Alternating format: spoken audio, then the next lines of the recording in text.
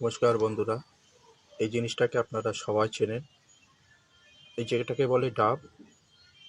এটা যেসব পুরুষদের ধাতু ক্ষয় হয়, এই একটা ডাব কেটে মাঝখানে ছিদ্র করে এর ভিতরে একটু ফিটকিরি দিয়ে কাদার ভিতরে একটু পুরে রাখবেন একদিন। তারপরে সকালবেলা খালি পেটে এই ডাবটার জল খেয়ে নেবেন। 3 দিন খান, যাদের ধাতু ক্ষয় হয় ওই রোগটাকে নির্মূল করে দেবে।